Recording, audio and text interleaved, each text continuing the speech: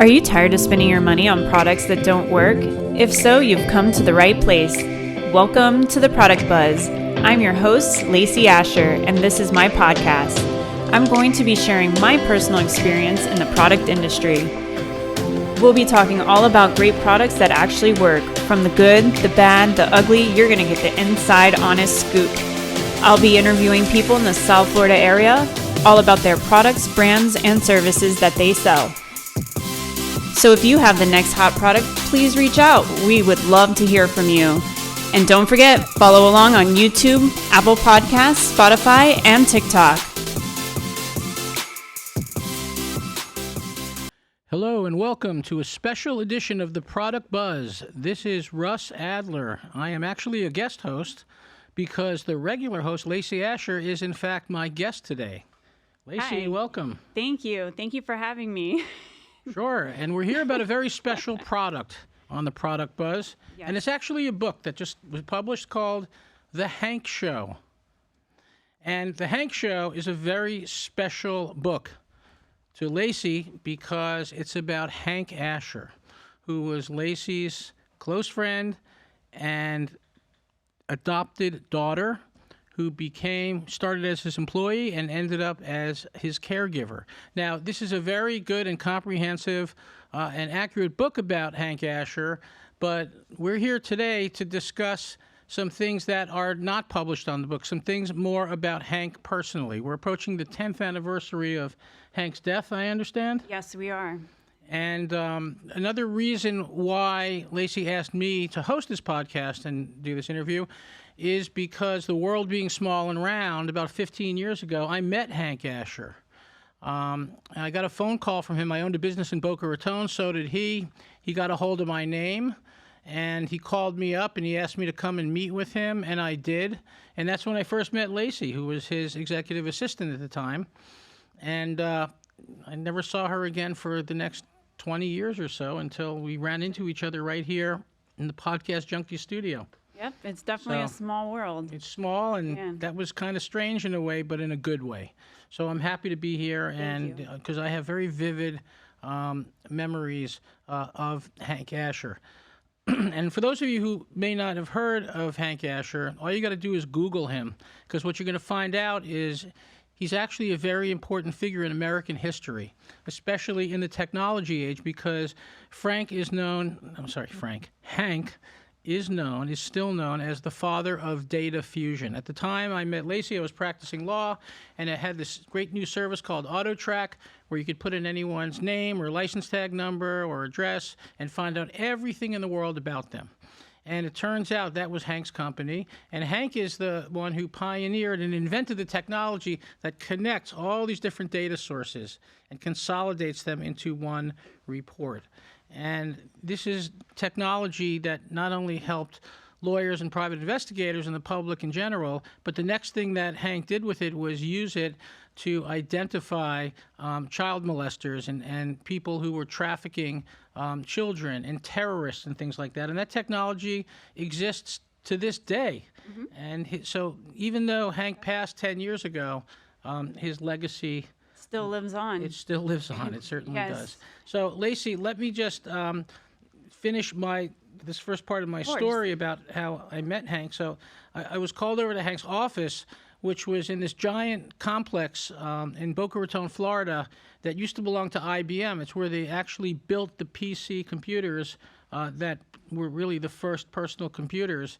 And it's a gigantic complex, and Hank had a big piece of that, and that's where his office was. So I just got to tell you that whole experience, meeting Hank and meeting you that day, it's like right out of a movie, you know. So the first thing is, I really hardly knew who the guy was. So I get into his office to meet with him, and there's this mosaic of conference room tables that together comprised the largest desk I've ever seen in my life. It was probably 1/4 of an acre in size. Yes. So at that time, Lacey, first of all, how old were you at that time? 22.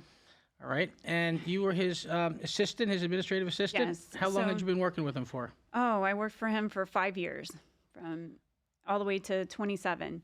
Okay. And these computers you're talking about, I had no idea at that time, at 22, what I was standing in. These rooms were so massive. It was like I think it was the world's largest supercomputer is what it was. And it was just absolutely just breathtaking. And the conference tables, the reason why he called it his war room, that's where he would bring in everybody, and they would just they would just battle out all these things and compile data. And it was really, really interesting. So whenever he had his meetings, he had the entire office in there, and that's why he needed all of those desks. Now, if you were an employee that upset him, your desk ended up in on the other side of the office away from everyone else. So you would actually had a very short fuse. So if it was somebody who talked too much in his meetings, the next day their office would be relocated on the other side of the building. It was one of his ways of letting people know, don't talk during my meetings. So to digress for a moment, I quickly realized from the moment I met Hank Asher that he was one of these brilliant genius type of people who was also very eccentric. And it wasn't surprising to me because I was involved in technology and in software design at the time. And I ended up on the second time I saw Hank bringing over another brilliant technology genius to meet him. And I'll get to that part in a little bit. But that's the way Hank struck me. Very eccentric, extremely eccentric. He has this beautiful young lady who's his assistant, who's, he introduces, and she seemed to be already in charge of things, take charge person. I think Hank probably needed that. He actually put me there. Like, he would set me to go to meetings, and I'm like, okay. He's like, I can't make it. You got to go. And I was like, but it's Rudy Giuliani. Like, you can't leave me there with Rudy Giuliani. And he was like, you got this. Like, so no. He had a high degree of trust in you, Yes. which was great. And I know that you learned a lot and grew up very quickly in that experience. But one other thing, the computer room that you're talking about, this was straight out of a science fiction movie. This thing was behind like a double glass wall. I just remember it was this massive, like glowing, lit up structure. And it was a supercomputer. It was certainly the first one I had ever seen. And that housed all of his data that he had for his AutoTrack program. So it was really, really impressive, and I had never seen anything like that. But Lacey, let's go back to the office and the mosaic of conference room tables, which was incredible. First of all, do you know, how did he even come up with that idea? Where did that come from? That part I wouldn't know. He had it like that for all of his companies, where he would have this big room and just compile everyone into the room, and everybody would work together. But he also had like huge meetings and stuff like that, so he really needed the table. He also had whiteboards surrounding the tables where he would give like algorithms, and they would be in there for hours and hours on end. So I would say it was more for comfort for everybody. Instead of having such a small space, he made it comfortable for everybody, because it would be hours. It would be like 10-hour shifts. Like, you would be there all day. So it was kind of nice to have that instead of being like squished up on somebody. So it was really comfortable to where we could stay there and work for countless hours. And it was extremely tiring, but it was definitely rewarding to see all the amazing things that he did and how he helped people and women and children in distress, hunted down terrorists, pedophiles, and he was just relentless. He wouldn't sleep. He was just helping these people nonstop, and it just opened my heart. Like, it just touched my heart in a way that I just admired him and thought he was just like one of these human beings that I've never come across before, that would open his door to complete strangers and help them if they had any type of cancer. He would get them the surgeries. All these things. He donated a lot of money to the Mayo Clinic and for cancer research and stuff like that. And he just was a very big-hearted guy. So just to back up for a moment, Hank was fundamentally a data scientist who figured out the technical way to connect these data sources and render them into one product that was usable, right? That was the basis of it. Did you have any kind of scientific background? Did you understand any of that really technical stuff, or you just had a lot of brainiacs there working with him doing that part of it? So he had the computer programmers. I was actually in the credentialing and due diligence, and I also did the auditing. So he ran me through a couple different. I got to learn a lot. So he was running me through the entire company, kind of giving me the learning experience, which is absolutely amazing. Like, that experience, you can't even go to school for. So the fact that he brought me in and gave me that opportunity was just just something from my heart. I can't even put into words right now. Well, what qualifications did you have to get that job in the first place? I didn't have any. So how was it that he came to hire you? So Tell us about that. I walked into the meeting and I was sweating. I was in, dressed from head to toe, and I walked into the interview and I was trying to really, put on, get hired and put on the that I had the credentials to have that position. And by the end of it, I just told him the truth. I said, I don't have a fancy education. I have to be honest with you. I really need this job, but, I don't have the credentials that I don't have that. And he looked at me with the biggest smile on his face and he said, the highest level of education I have is 8th grade, and all these motherfuckers work for me. He's like, what are you doing Monday? And I said, coming to work. He's like, good answer. And that's how I started working in the office. Yep. That's an incredible story. It was quite something. And he gave me an opportunity. I was kind of someone that was like an underdog. And I always felt that way. And sometimes I'd feel a little insecure working with people at high levels. And when I would come into the office, if my head was down, or what's wrong, Lacey? And I would tell him what's wrong, and he would boost my confidence. He would just be like, no, you got this. And, just really put me he gave me the confidence I needed to stand in those rooms, to, do everything that I did. And I just, I just really appreciate it from the bottom of my heart. He really, really, when I met him, I had me and him both kind of had a similar rough childhood and coming from really rough background. And he just took me under his wing. And he really, really gave me the opportunity that I needed to be actually everything I have going today was basically started by him. And I've just grown so much as a woman. And, I think about him all the time and all the great things that he did. And part of wanting to do this show was in remembrance of him. And he passed away on January 11th. And it's just since then, it's been hard for me.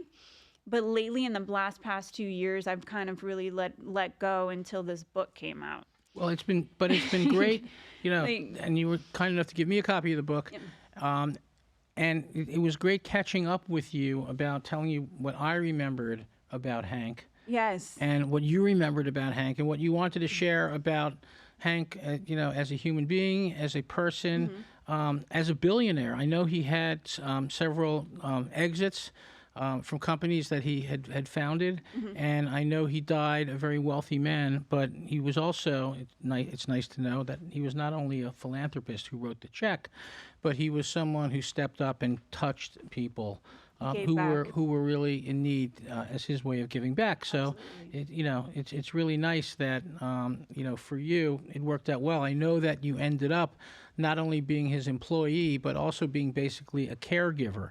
But before we get to that aspect of it, Lacey, I just wanted to ask you about a few other quirky things that I noticed about Hank.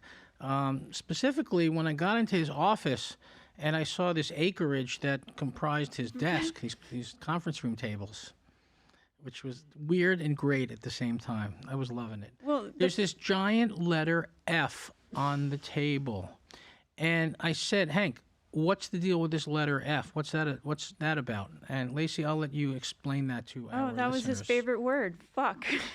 Like, his favorite word was dropping the F-bomb everywhere we went. He was like, fuck, fuck, fuck, fuck. And I'm like, oh, man. But tell us how that became a letter that was intended to be part of a sign. Tell us that story. A part of a sign? So basically, TLO was TLFO. So TLO was the company that I was subscribing to as a lawyer at the time that allowed me to run tags and find out information about people and then sue them. Or send them a subpoena or whatever I was doing. Oh, wow. For lawyers and private investigators. So that was it. And so do you know what TLO stood for? TLO was the last one. Right. But originally, Hank said it was supposed to be TLFO. I was about to say the last fucking one. Okay. Yes. And did Hank explain to you why? First of all, how did he come up with that name in the first place? What was the history behind that? What was the backstory behind TLFO? The last fucking one was basically the last company that he was ever going to do. So he's been so many companies, countless companies, and this was going to be his last baby, the last one he did, and his attorneys advised him to drop the F. Like, Why? I don't know. They're like, that's not going to fly, Hank. You gotta get rid of the F. He told me that his board, I think he said his board convinced him to drop it. I don't even know that he had a board. It was either his board, but Yeah. from my memory, it's his attorneys were like, yeah, no. So he had that letter. This was like a professionally made sign letter, like you'd see on a big wall. Yeah. You know. So that never made it into the name. So it launched as TLO. Yeah, TLO. Okay. So what was a typical day like at that place? Typical day was At the office. At the office. So it was definitely very interesting. Every day there was somebody coming in. I got to meet so many people like John Walsh, Rudy Giuliani was there. Then as I'm reading the book, it's funny because I recognize some of the names and I didn't know that they like who they were and stuff like that. And Hank did some stuff with the CIA and stuff like that. So the people that when they say like their names again, it's like I didn't know that person was this person because I was only 22 years old, so I wouldn't know the history because I wasn't around that long. But it's very, very interesting. He had a lot of high power people come in, and at the office it was definitely at times tedious for me because I was going through so many auditing accounts, like countless ones. So I was definitely taking a lot of trips to the kitchen for coffee. They had catering come in every single day. So they catered lunch for everyone. And also Hank, every Monday, he had a bouquet of flowers on my desk and every woman in the office he gave flowers to. Who else can say that? So how many companies has that been done? Yeah. And he definitely was very, it was amazing. Like there was a lot of things he did for women and children just to like make us, sometimes in companies like that, it's like kind of run by men. It's like the good old boys club. But he stopped that. He put a lot of women in charge of a lot of departments. And it was really, really cool. Like he gave us, instead of like grouping up as all men being in charge, and like he put women in the higher positions, and the men were working for the women, and I'm not sure how some of them felt about that, but it was kind of interesting. He was definitely somebody who wanted to give other people chances, especially if they didn't have the opportunity in life or something like that. So he was definitely big on doing stuff like he had a big heart. So I take it he helped a lot of these women launch their own careers in tech and move on after TLO. Oh yeah. Right? Yes. Wild. So anyway, I was floored by his conference room table. The letter F, I was intrigued by it. The server room, again, it was like right out of a science fiction movie. And I don't know what became of that. But also, on the way out of his office, there were two other things that he pointed out. One of them was like a full-blown art studio with like artists on canvases painting stuff. Yes. And I'm like, this is just wild. What is this? What's the deal with this? So tell us about the art studio. The art studio was quite amazing. He actually had 2 paintings of me done, and it took about a year to have them painted. Oil paintings we're talking? Oil paintings on canvases. And then he actually had G-glazes made of each painting and would send them to all of his friends. But what else were they painting? They were painting just art of like, he would use different people for different, like around the office. So he would tell, there was just people at the office? Yeah. And who were these artists? So I'm not really sure exactly. I didn't know the artists per se, and I didn't know them, but like I would come in and see them, and I would see the different progressions of the art. It was very, very, it was beautiful. And his favorite painting was the one of me, of course. It's really nice. Yeah. So you have those to this day, right? Yeah. He had it hanging in his kitchen, but right in front of his table, where it was just like, all of his artwork, where he would look at it all day and stuff like that. That's lovely. So, I know that you were a special person to him, and and that he was helping you, become somebody in the world of tech and in the corporate world. Yes. And that's really beautiful. But you mentioned he also had copies, or he used those pictures for promotion as well of his company, pictures, the painting of you. Tell us about that. So basically he had G-glazes made. And what's a G-glaze? A G-glaze is it's like a printer that basically prints a painting to look like it's like real paint. Wow. So whenever the painting comes out of the printer, it looks like somebody actually painted it, but it's not. It just goes through a printer, and it's called a G-Glaze. Wow. And he sent those out to who? He sent them to all of his friends. All and politicians and all these high-powered people. So every time we had a party and everybody would be over, guys would be like, "You're the girl in the painting." And I'm like, "Yep." So did you become the face of the company in that sense? No, John Walsh was. Okay. Of TLO? Of TLO, yes. John Walsh was definitely the face of the company. But I definitely got from the paintings and stuff like that. I got some attention from that as well. So it was really sweet. He was always doing things to make me feel special and important. I always sat to his left-hand side. That was like my spot. And Why, was he a righty? No, it was like one of those superstition things, like where I was always on the left. So anytime there was like some kind of big contract coming out or something like that, he's like, let Lacey get up and let everyone, like, instead of the attorneys doing it, he's like, let Lacey, let her sign over all the contracts. And I would look down at some of them. They would be like 67 million, stuff like that. And I'm like, oh my God, he would do anything to make me feel like a part of things. And I thought that was super beautiful. And when I sat down, he's like, don't you feel really cool right now? And I was like, oh yeah, oh yeah. And it's like you were in a movie as well, from your point of view. Yes, it was definitely a movie, and it was since I was so young, like my perception of the world, I thought was like that, and I was kind of shielded from the rest of the world because I was in TLO. I just didn't know what the real world was like until when he passed, I got back out there, and I was like, whoa, I didn't realize how much he had protected me from the world, basically, and from people, and had my back. And if I wanted to go on a date, he'd run a TLO report on the guy. He would. And I would walk into the office and I'd be like, we don't do this. This is inappropriate. He's like, I don't like this. He would growl and like stomp tap his finger. And I'm like, okay, well, you be nice, like calm down. And like, I kind of felt like it was a violation of their like privacy. And I'm like, this isn't a way I want to start my date, like knowing everything about this guy. But he quickly became a father figure to you, it sure sounds like, right? He did. So how was it that you ended up taking on his last name and the adoption part? Tell us about that. This was really, really awesome. He was trying to adopt a girl, and he came back from court. He was sitting in his office, and he had his head down, and he was like super sad. And I'm like, what's wrong, Hank? And he's like, she won't take my last name. And I'm like, what do you mean? And he's like, it would be so much easier. She's having a baby. If she just takes my last name, I won't have to fight the courts and, all of these things. And why did he want to adopt her, though? He was helping everybody he possibly could. And I was just sitting right there, and I looked at him and I said, you know what? I think it would be an honor to be an Asher. Oh, I was like, it would be an honor to be an Asher. And he looked at me with this big smile. He's like, do you really mean that? And I was like, I wouldn't say it if I didn't.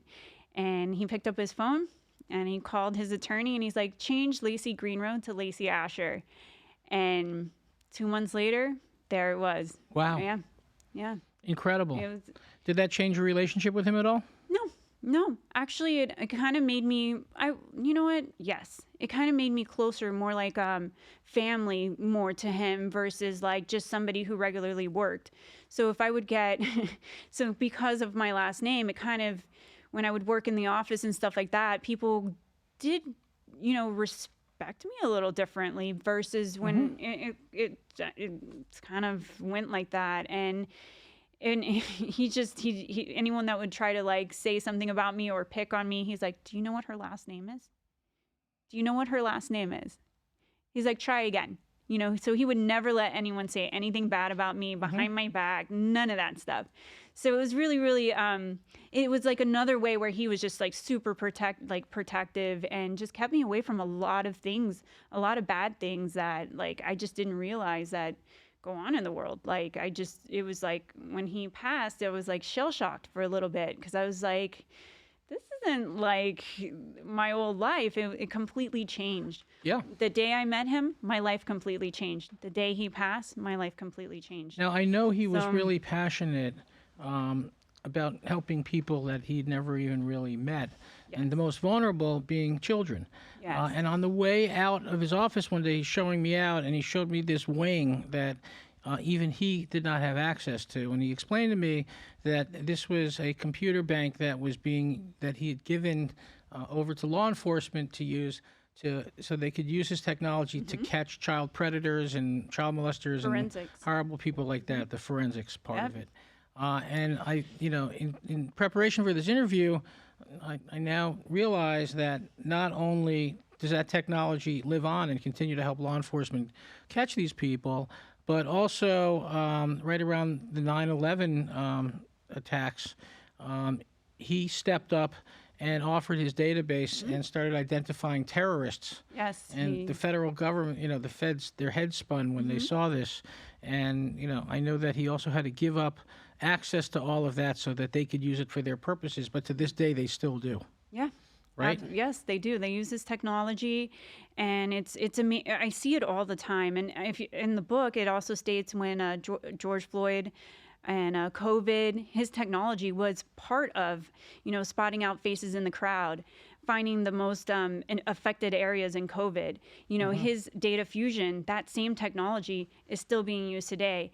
And in 1986 to like 1990, he was actually they were actually working on AI then, and they fell short with funding, so they stopped that project. But now we hear this word AI almost every day. All the time. And when I read that, I didn't know that, and I was like, wow, he was a pioneer before his time. Like he was very, very brilliant. So how do you feel nowadays about having that last name? To those who remember him and know how important that name is. I'm really proud of it. I've had it for quite a while. I'm very proud to be an Asher, but I'm starting to get to the point where it's time to let go of that and, live my life and move forward. And that's part of what this episode is about for me, is to let this all out and move forward with my life. And, he did amazing things, brilliant things. And then, but there comes a point where he's been gone for 10 years. So, it comes a point where, okay, that was a time in my life, and now it's time to move forward. And I'm so grateful that you joined me for this show, because I wanted this to be in remembrance of him, and launched this on January 11th in honor of him. He was a great man. He did amazing things, and I want the world to remember him as that, and just let them know, like, the book, describes him in so many different ways, but it kind of catches you off where you're like, drug smuggler, this, that. But he changed. When I met him, he had changed his life, and he was helping others. And I think that we all kind of, at some point in time, have something, maybe not that big, but like something that we do or something. And he turned a leaf, and he switched his life to help others. And I think that was very beautiful. And I got to experience that and see that. Yep. And yes, it was a time of it was a special time in my life. So the nice thing about this book is it's a great way to memorialize Hank and to preserve memories about him and to document the contributions that he made to technology and ultimately to society and to the security that we have, whatever security level that we have. That technology is being used globally. And, Hank's generosity to me, aside from just inviting me to his office and taking the time to show me around, is he did invite me over to his house for dinner with my friend Reichard, who's another technologist who I brought to Met Hank. I figured they'd be a match made in heaven, and they hit it off really well. And then I came over for dinner that night, and when I got over the whole private chef thing, I was offered chicken, shrimp, or steak. I don't think I had been to anyone's house where they had a private chef who had made me dinner before. I can explain that.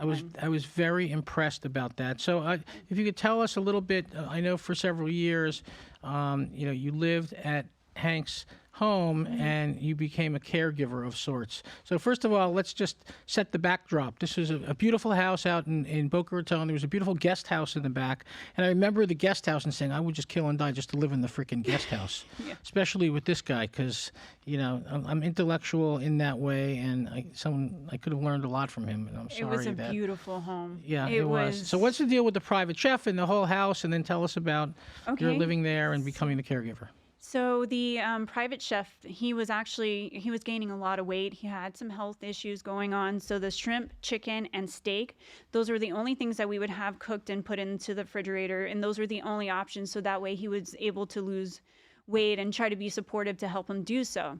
So every time someone came over, those were the food options. And they were pre-made, and these women were awesome. They were Polish women, and they every morning would be there, very, just cooking and doing and they put it all in there, pre-made. And then whenever he would want dinner or something like that, I would prepare it for him. And if he was in a bad mood, I would make the shrimp into a smiley face. Would set it down on the counter. That's really nice. And he would I didn't know it was pre-made, by the way, but the food was great. Oh, sorry. Loved it. Sorry to like. No, it's all good. Did I throw him under the rug there? Yes. No, not at all. Not at all. It was pre-made. Restaurants do it all the time anyway. Yeah. So go ahead. And it's just something too, when he would have a hard day at work or something like that, something to just make him smile. And it definitely would, like, those little things definitely did help him. Towards the end, he was kind of going through, after he came back from Haiti, I don't know what he saw out there. I don't know. But the same man didn't come back. And it was unfortunate. It was. So you're talking about after the earthquake in Haiti, I think it was in 1993. I know he went over there and he did. I could be wrong on the dates, but I know he went over there and he was very giving, and he actually built a hospital in Haiti. Yes. True? This is correct, 100%. He flew his private plane down there with gallons of morphine, surgeons, and FEMA wouldn't go in.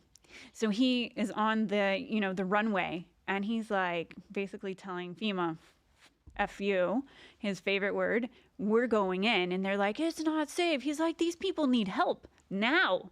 And he just barged right in, and he just started helping people. Wow. And built the hospital out there and helped a lot of people. But when he came back, I saw him on the news when his plane landed. He had a Challenger at the time.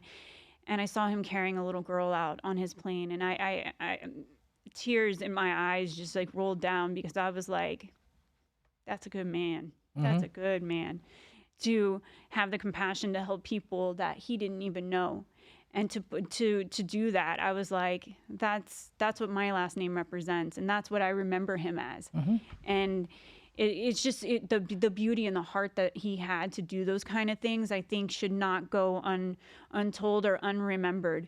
And I think that should be more of a focus point versus all of his like troubled times and all of these things that this book really kind of talks about a lot. I think that there's so much more beauty that I saw in the last 5 years of his life that aren't really stated in the book. Yeah, so there was a Vanity Fair article that had been written about him back at the time that I really thought was quite a nice article. I mean, I understand he fessed up to some things he had done in the past involving the use of his airplane and other things like that. But it just shows that their redemption is a real thing. And just because someone did stuff like that in the past, it didn't change the fact that he was a brilliant genius who would go on to invent this life-changing technology. Absolutely. And he will be always remembered for that by those in the know. And the rest of us just take advantage of it every day. And so do the people who are tracking us, because I know it's very big in the world of tracking people, but some people need to be tracked. Others maybe not so much. Yeah. He's definitely changed the world in that aspect. And he did it to protect us. He didn't do it for people to be able to like sneak up, do all of, because his programs at some point did get used in a wrong way, where people were breaking into certain data information and stuff that they shouldn't have. So they did a lot of private security to actually block that and stuff like that. But it's intended to protect us. It's made and intended to protect us from, the terrorists and and all of these different things. it's a really beautiful thing that he did for not just me, but for the world. Yep. And I know you hung in there until the end. Just tell us just generally about the last couple of years before Hank passed. What was that like? And how did you become his caregiver? So that was very tough for me. That was my whole world just like went from high to basically seeing somebody who was everything to me pretty much just deteriorate in front of my eyes. And I stayed by his side and I was like, we can get through this. We can fight through this and, just be strong. And we would get him on a good path. And he was definitely declining health-wise and mentally as well. And I was able to overlook these things that people would say about him and just understand the fact that he just needed somebody by his side and he just needed some love and a hug, and that was it. And a lot of people, when he would get on his little like kind of tantrums, they'd be scared of him. And I was that one person that sat down and I'm like, okay, I'm not taking this today. Not today. And then once he saw that he couldn't basically piss me off, because that's what he was doing. It was a game to like fuck with you until you like, I can't take you anymore. And I just sat there and I'm like, no, I'm good. Like, you better stop it. Yeah, so and, you were a challenge to him. Yeah. So that's really nice. But you also did mention to me before this interview that Hank was just one of those people who didn't like to go see doctors. He didn't like doctors. Going to see a doctor for him, it wasn't going to happen. Right. And so they would come to the house, but it really took a lot of pushing to make him, know. There's that old saying, the older the crab, the tougher its claws. Oh, it was a crab. Tough crab with tough claws. He was a tough cookie. Yes. These are choices that we all make for ourselves, and that's what he chose. And how old was he when he passed? 63. Wow. 63. It's either 62 or 63. It was way too young. A young man, especially by Florida standards. Yeah. I'm so sorry that happens, but are there any more good times that you had with him, like on vacations or just things like that you can share with us? Of course. We would actually remember him. We would actually go to Great Harbor Key on his Challenger and go out there and just to kind of get a change of environment, because we work 7 days a week, 9 to 9 every day. So for vacation, we'd fly out to Great Harbor Key. They would set up a nice house with all of our computers right there facing the water.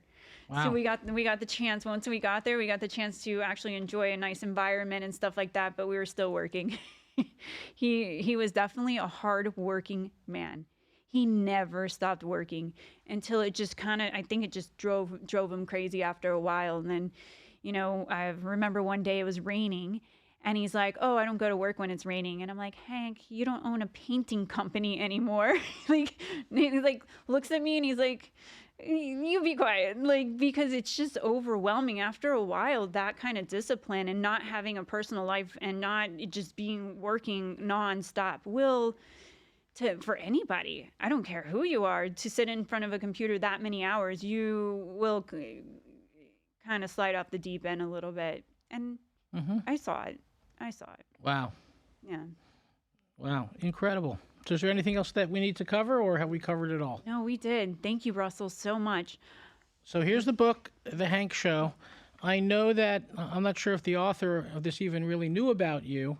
No. If he did, Mackenzie Funk, I'm sure he would have contacted you, but he did write a great book about Hank, and, may it be a positive and good memory of him. And I'm glad someone wrote the book, because Hank deserves a book at a minimum, as his technology lives on. Yes. And it probably has a lot to do with AI right now as well. So he's a true pioneer. Oh, yeah. And, it's congratulations on having that last name. It's a last name that's very, very meaningful, even though not that many people may know or remember, who he was or what it means. Hopefully this book will perpetuate Hank's memory. Thank you so much, Russell. Right. So thank you. That's a wrap. Lacey Asher, thank you very much. And also, it's great catching up with you. Also, why don't you speak about your podcast and see interesting lawyers? Yes, so I'm the host of the Interesting Lawyers podcast, recorded here at the Podcast Junkie studio. And the great part about coming to the studio is you meet other podcasters, and that's how I met Lacey. Turns out not for the first time. So, it just goes to show you just never know who you're going to run into. But I'm here all the time, and I have the Lawyer Better. Lawyer Better is the name of my consulting company, and this is the Interesting Lawyers podcast. It's an interview show, and I interview lawyers and other interesting people. And that's what I do. But that wraps up the product buzz for this episode, and thanks for joining us. Thank you so much. Thank you for coming.